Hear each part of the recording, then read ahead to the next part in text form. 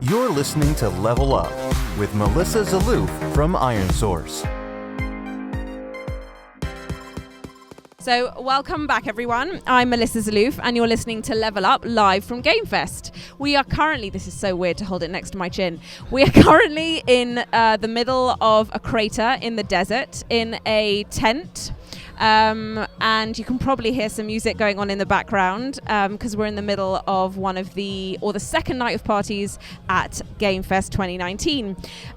With me, I have 4 awesome executives, professionals from the game industry who will introduce themselves in just a minute, and we're here to talk about the merging of monetization and marketing. So Chandra, can you introduce yourself first, please? Sure. Chandra Macias Hill. I'm the Chief Revenue Officer for MobilityWare. Awesome.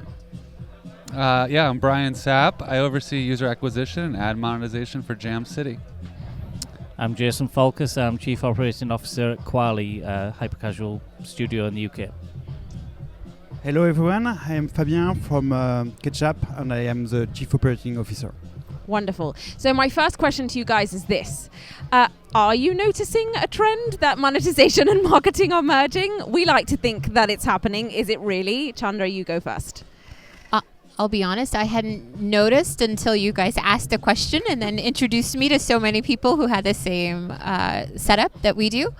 I do recall that certain other publishers seem to have more connection than we did, and we made the decision late last year that it would be good for us, and so we combined as of the beginning of this year. Brian. So when I joined Jam City, I was overseeing the UA team, which was a pretty large team. And ad monetization was under a different team altogether. And it cut to a year in, ad monetization ended up rolling underneath me. And I think for me, it made a lot of sense because in the past I had overseen both aspects of the business for other companies. I'd also worked at a mobile ad network, so Handy. I understood both sides very well. I think we've seen a lot of wins from it, which we'll get into in a bit, but to me it makes a lot of sense. And I think at smaller companies, I think it's more rare. At bigger companies, you don't see it. Mm-hmm. At smaller companies, it's usually like you kind of have like a UA cowboy who does monetization and UA because it's a small company, so it's right? a function of size of company, Yeah. less about benefit. But I think at the bigger companies, you're now starting to see it roll into one person or one unified head. So I think at small companies, it's been the norm. Big companies, it hasn't, but that's starting to change. It seems like when people started talking about having a leader of growth is really when people started to make that connection, right? Yeah, that makes sense. And I think one area that's being left out of it is CRM, because then you own the whole customer lifecycle management, right? And that's sort of what I think people who understand the whole user funnel, understand creative, understand assets, should be kind of owning that. Totally agree. It's just prying it out of product's hands. I agree too with you, and at Ketchup we merge UA and monetization, and one guy is UA specialist on monetization, and they have several games responsibilities. What is interesting, I think, when you are talking about trends, I think these trends come from also to the networks itself, especially for all the ad-based company, where you talk to guys for the monetization and you talk to guys for the UA, but in fact that's the same company in front of you. And sometimes at a point, I would say, we saw that the networks begin to merge the two functionalities. And at our own source, we have only one account manager and other networks also. And I think the trends begin with them. And it's more easy to talk with one people to one people than one people to several. And so I am at Ketchup and I'm working with Ubisoft. And Ubisoft is more AIP, developers, publisher.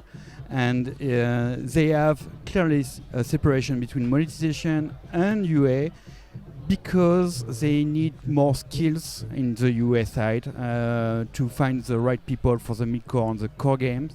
So I think it makes more sense when you need to be a very specialist on the US side.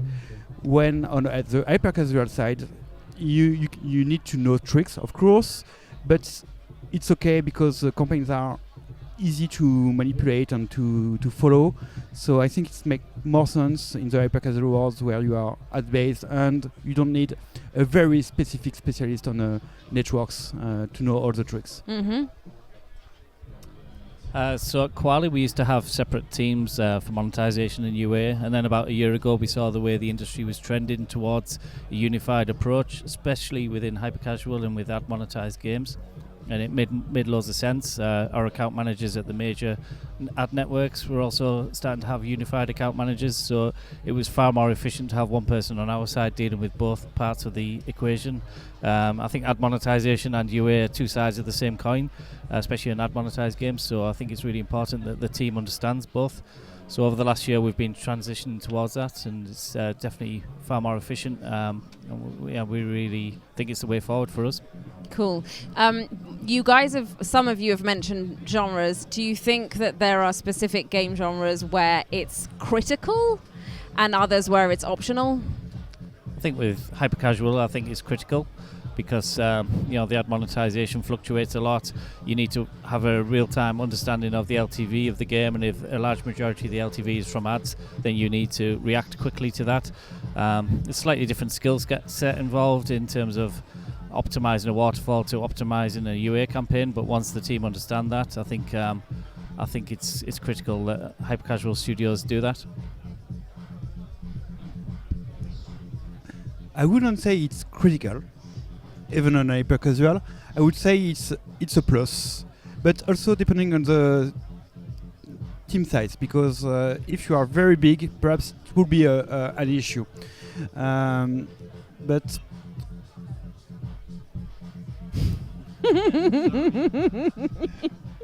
how many drinks have you had? That's the right number, right? I've forgotten. That's how many. exactly the right number. Perfect number. All right, you can keep thinking. I'm going to ask another question, and we'll see where we go. Okay, so this is maybe sort of more for the larger company or non-hyper casual. Do you find, since both of you have sort of moved, both of you guys, Chandra and Brian, have moved to take over something that previously was split, have you found that there are sticking points between two teams? They speak different languages, they measure different KPIs, they don't see things the same way, and if so, how have you resolved them? So I was nodding my head there. Yeah, until you continue asking the question. Actually, I feel like the transition's been harder for me in understanding the two different types of culture that each team had. So the KPIs are very similar. The LTV, which is obviously a trigger for each side. Retention, because we are primarily ad-based, even though we're not hyper-casual games. So I don't feel like the KPIs were different so much as the culture of each side was a little bit different. One's a little bit more guarded, one's a little bit more open. One had more of a action, do it right now. I have to hurry, go, or we're going to be crushed. And the other team was sort of like, we'll get there. It'll be fine. Which one was which? I don't know if I want to say. That's fine. What if they listen and then they'll know? No, actually, the marketing side of the house was much more. I think they felt pressure, constantly under the gun. Whereas monetization is a little bit more it takes time. We'll get there. It'll be okay. It'll work out in the end. Do you think monetization sits a bit closer to product in that sense? No, in our instance, marketing's much closer to product. Much closer to product for us. Brian, I see lots of nodding. Yeah.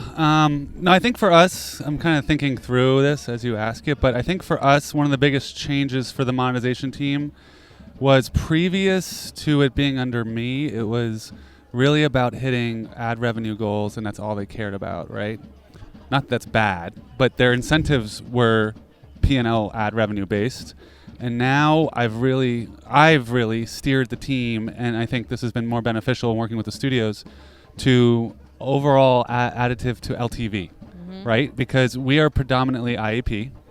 We are lower on the ad revenue side, so we can't be about only maximizing ad revenue. we need to be very deliberate with how we test new placements and how we affect our economy, right? And all of our tests are becoming, are we additive to the LTV, which then we care about for UA and which the studio cares about.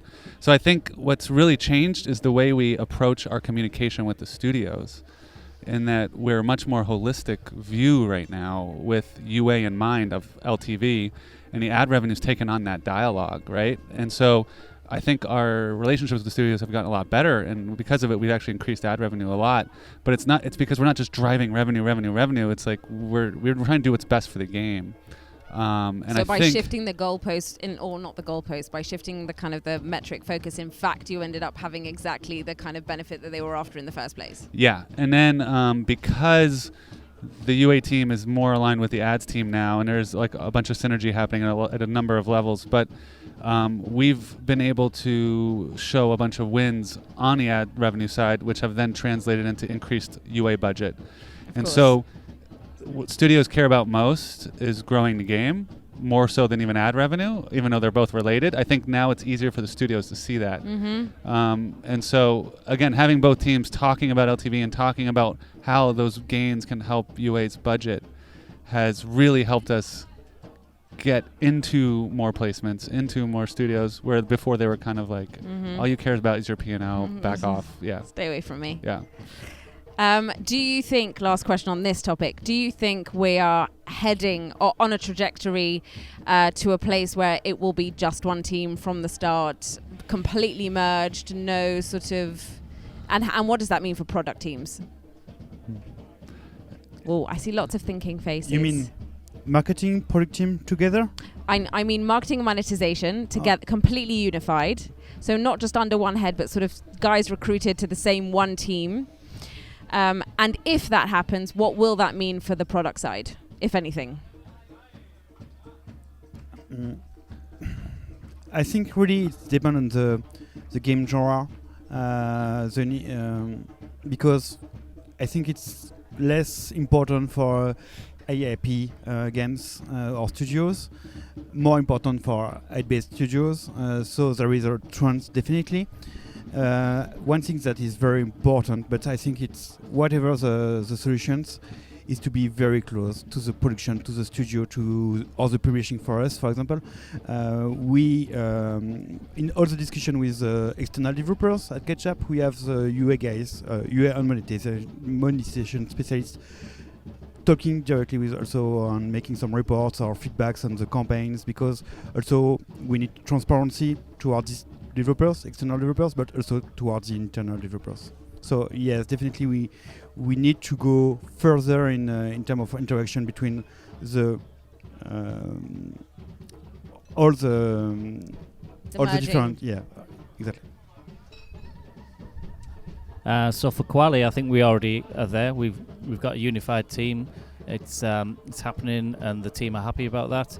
I think the only question mark for us is when are all of the ad networks going to follow suit? You know, the major ones are, but some of them still don't. So, you know, we've got our UA and monetization exec dealing with two different people at the ad networks, and that's a bit inefficient for us. Yep. Right. I think they might be under the same team, but not, you know, depending on the size of the business. Yeah, not the same people, because if you're operating tens and tens and tens of millions of dollars to even larger ad businesses, you don't want people splitting their time between that and UA, right? So, and then on the flip side, you're spending tens and tens and tens of hundreds of millions of dollars on UA. Like, you know, you need dedicated people, but I think they'd be on the same team talking a bunch. Yeah. I think ideally at the end, product feels more supported, right? Regardless of your structure of the team, that's what we're all here for, is support services, you know, to grow the games ultimately. So it doesn't really matter, I think, ultimately what your structure is, as long as the product team can tell that you're chasing the number that benefits them, right? And not some artificial goal that someone else has set up for you. Another point about these trends also, I was talking about the networks, but also the solutions the features that the ad networks or the mediation are developing are helping us to go to this way. I mean, for example, looking at the open source mediation on the dashboard, you have the monetization on the UA all together, and you have some features that are both, in fact, such as the optimizer, which is kind of monetization and UA together. So this kind of trend also is pushed by networks, but also by all the tools that you give to the networks. It's tech-led as well as team structure. Exactly, and it facilitates this kind of trends because the more features you develop for us, the easiest for the specialists it is to understand the market and their jobs and the daily operations. They go faster, more automation also. So everything that make more automations go to this trend to have the same people working on UA and monetization. Last question, not related to monetization and marketing. What has been your favorite session at Gamefest so far? Chandra, you first. Oh no, I love so many. You can have... No, you have to choose one. No, I can't have multiple. Oh, okay, I'm going to do multiple anyway. I think Orr, for his first time out, did amazing, right? Rewarded video. There was like a strong takeaway, immediate action on my end. But I think Omer, every year when he breaks down hyper casual, when you're sitting outside of it and you're like, what the hell is happening right now? He just does an amazing job of bringing clarity to a situation that most of us are going like, what? It's opaque. Yeah, right. So amazing job, really, all the speakers. Cool. That was a really good one. I love the hyper casual stuff. But I'll go with a different one since you already said that. I think I always love Mishka's kind of State of the Union, right? Like what's happening in the industry, which is a great bird's eye view, and the way he breaks it down by market segment is really, I love that. Not many are left to you now. I think for me, definitely the closing session with Dan Greenberg was really fascinating, just the way he analysed the trends in the creative space and some of the things that have worked and some of the things that haven't worked in the last year. It was really eye-opening and got me really thinking about some ideas to take back with me. Good to hear. Fabien? I loved all the presentation. No. One that wasn't mentioned until now was the Joe presentation about the 0 to 1. 0 to 1 was very interesting, and what is clever is the word he put on concept that everyone understand. It's very easy to understand. It's kind of I wouldn't say mind-blowing because most of the things he said we understand it, but he put the right word at the right place, and I like that. It's always fun when that happens. All right, guys, thank you very much for participating. You are now all released to go back and continue drinking and having fun. Thank you very much. Thanks, Melissa. Thank you.